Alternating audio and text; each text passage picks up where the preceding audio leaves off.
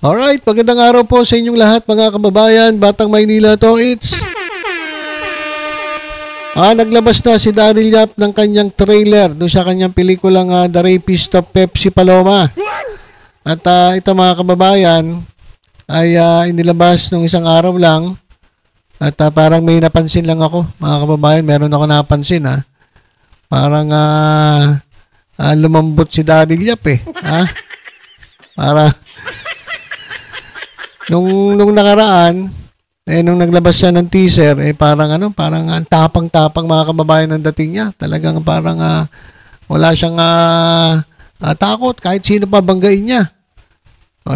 After nung siya mademanda mga kababayan, bigla pong tumiklop.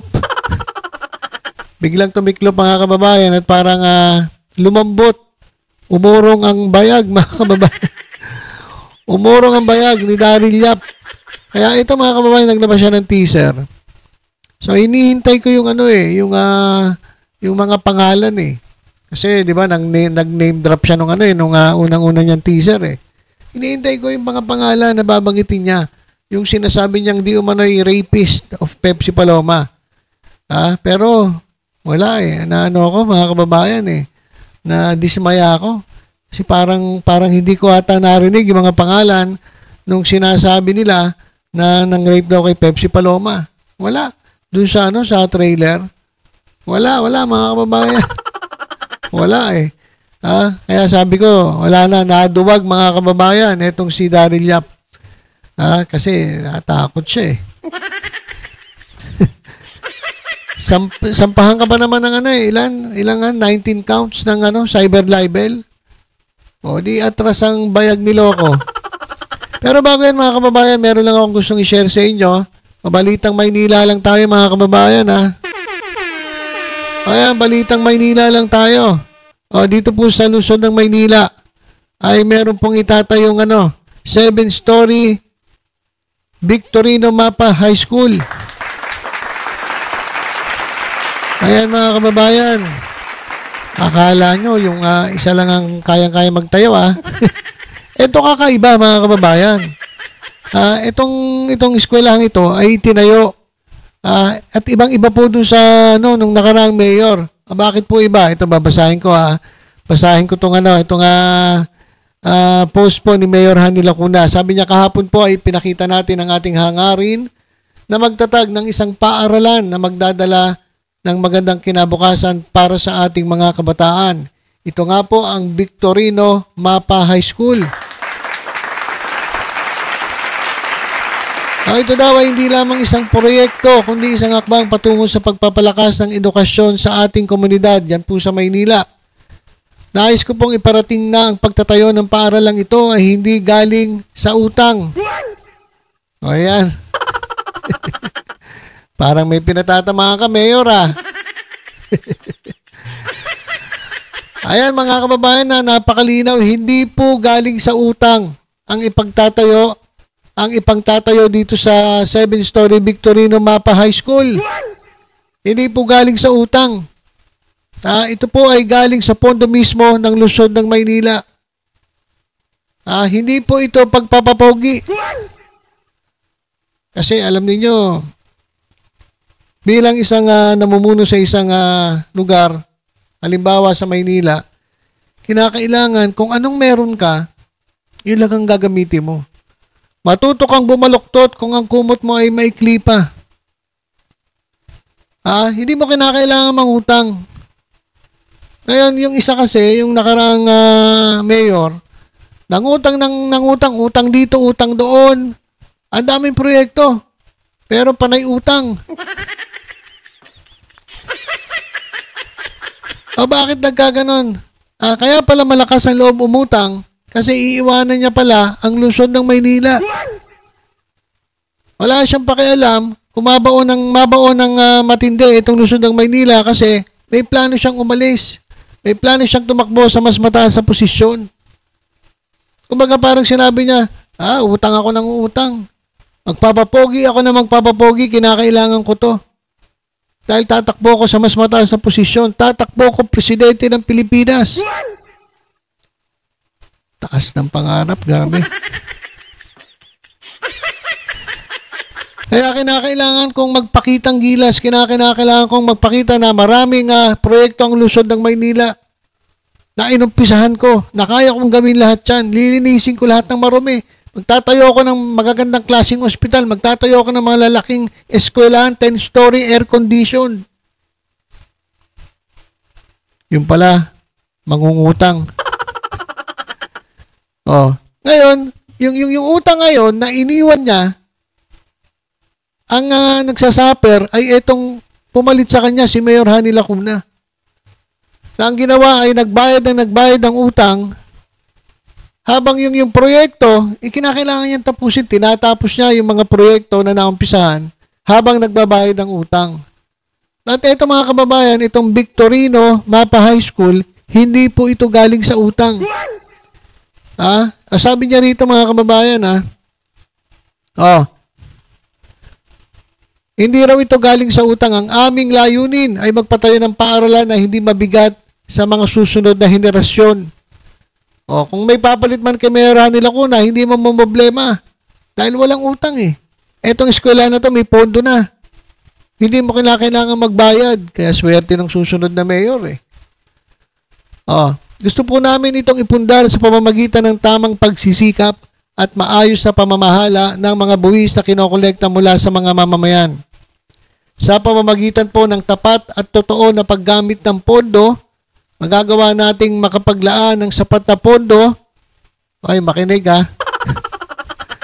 Makinig yung dating mayor, makinig. Magagawa nating makapaglaan ng sapat na pondo para sa edukasyon nang hindi dumadagdag sa ating mga pagkakautang. Kaya naman hinihiling ko ang inyong buong suporta at kooperasyon upang maisakatuparan natin ang layuning ito ng may integridad, sipag at tamang pananalapi.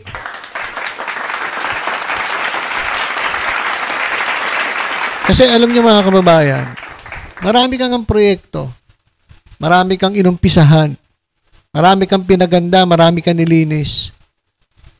Pero lahat ng pondo na ginamit mo ron, inutang mo lang. So dapat ikaw, inutang mo yan, dapat nag-stay ka muna at inasikaso mo yung pagbabayad ng utang na ginawa mo nung ikaw ay nagkaroon ng unang termino. Kaso ang ginawa mo, iniwan mo na lang basta-basta doon sa susunod na mayor. Parang isang pamilya yan eh. Pinaganda mo yung bahay.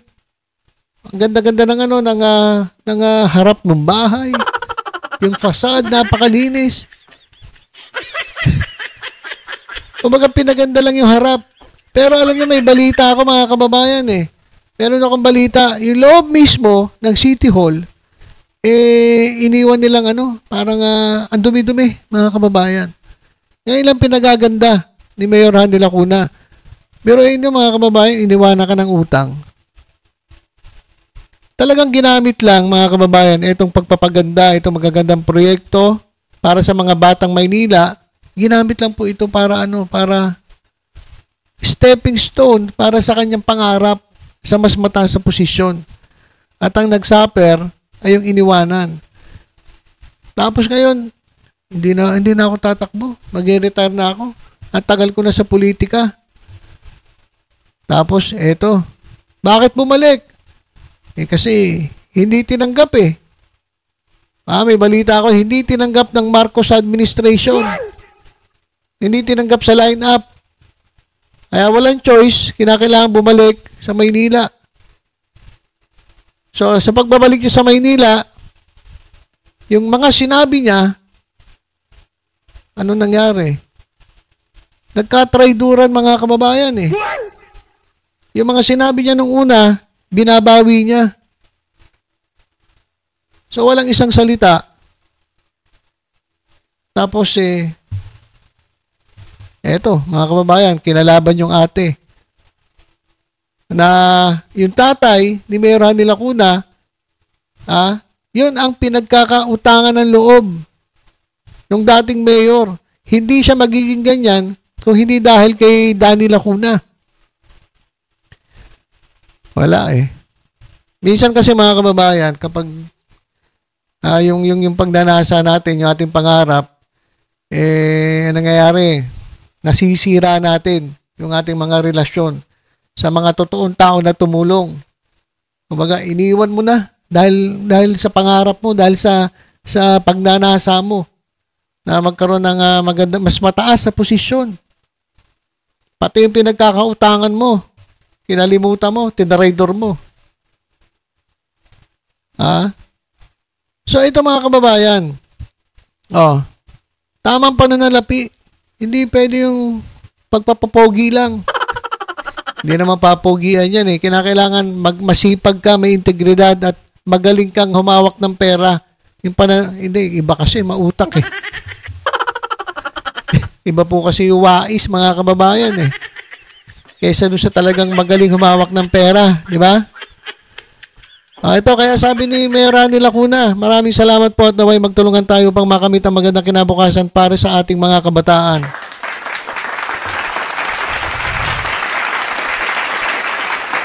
Kaya, nako, mga kababayan, sa darating po na eleksyon, piliin po natin yung talagang nagmamahal po sa Maynila. Hindi yung gagamitin lang itong Maynila para sa mas mataas na pangarap. Kaya, sa darating na eleksyon, syempre, ano lang tayo, honey yul, mga kababayan. Okay, balik tayo dito kay Daryl Yap. Ito mga kababayan, si Daryl Yap ay gumawa na ng trailer at umatras ang bayag, mga kababayan.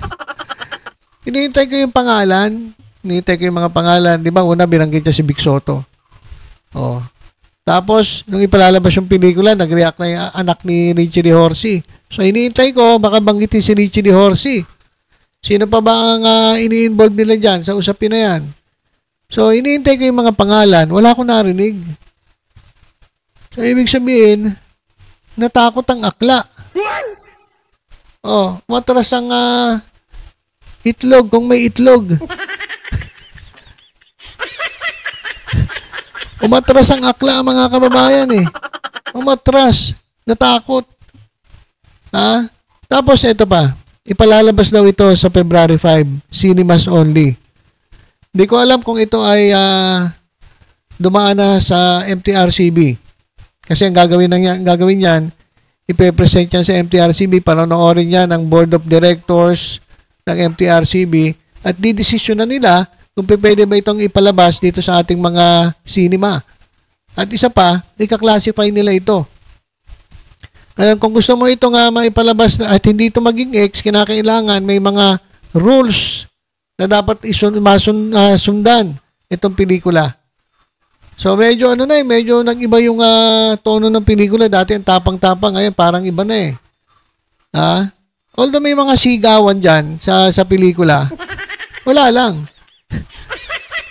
Sigawan lang, mga kababayan, hindi katulad nung talagang nirape ka ba ni ganyan? Oo. So wala nang ganun, mga kababayan, wala na yung ganun. Wala nang name dropping. So wala na. Kala ko matapang to. Umatras na rin pala. Natakot, mga kababayan. At sa pelikula, ganito lang naman yan eh. Ang alam ko dyan, ito i-reviewin ng MTRCB, kaklasify nila. Pag medyo may mga offensive at i-X nila, baka makiusap ito nga si Akla na alisin na lang yung mga portion na medyo offensive para maipalabas sa cinema. So, ganun lang naman po yan eh. Hindi naman po yan pagbabawalan ng MTRCB. Kasi marami nagsasabi, hindi papayagan yan kasi ang chairwoman ng MTRCB, isang Soto. Hindi po ganon si Madam Chair Lala Soto, mga kababayan. Patas po yan. At kung talagang offensive, pwede nilang ipatanggal yung mga portion sa pelikula. At yun lang ipalalabas. Kasi, eto nga pelikula, di ba? Kaya tayo gumagawa ng pelikula is to entertain. Di ba? Gusto natin mag-entertain ng tao. Yan po ang yung diwa ng pagpapalabas ng pelikula. Hindi po tayo nagpapalabas ng pelikula para manira ng tao. Di ba?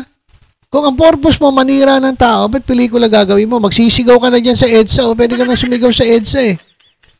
Siraan mo yung mga gusto mong siraan eh. Tapos ikampanya mo yung mga gusto mong ikampanya. Pero kung pelikula, ang pelikula dapat ginagawa to entertain people. Entertainin natin itong ating mga kababayan. Hindi siraan yung mga ibang tao na alam mo na hadlang dun sa kaibigan mong kandidato. Hindi ganun yung Daryl Yap. Kaya wala kang award eh. Kaya ikaw puro ka lang intriga, puro ka lang kontrobersiya, pero hindi ka nagkakaroon ng award. Kasi nga, hindi ka magaling eh. Magaling ka lang mangasar. Magaling ka mangasar, pero hindi ka magaling na direktor. Magaling ka mag-intriga. At magaling ka rin manira. Pero hindi kasi yan ang purpose po ng pelikula ay mag-entertain ng tao, hindi po manira ng tao. So mga kababayan, pansin ko lang si Daryl Yap, umurong po ang tumbong mga kababayan at wala na pong name dropping mismo dun sa sa trailer. Pero sigurado yan, sa pelikula ganun din yan. Sa pelikula, sa tingin ko tatanggalin nila yan kung may name dropping na nangyari. At kapag napalabas ito, sigurado, dumana sa MTRCB. Kaya susunod lesson na sa iyan, Daryl Yap. Huwag mong gagamitin ang industriya ng pelikula para siraan ng tao, siraan ng ibang tao, para sa sarili mong kapakanan. Kinakailangan ang layunin ng pelikula ay makapagbigay ng kasiyahan sa mga mamamayan. Ayun po ang dapat pinaka-purpose ng paggawa ng pelikula. Alright? Ayan sinermonan ko pa si Daryl Yap. Okay, so yun lang muna mga kababayan. Basta tutok-tutok lang po dito sa Batang Maynila Toy sa iba pang updates. Ingat po tayong lahat. God bless po.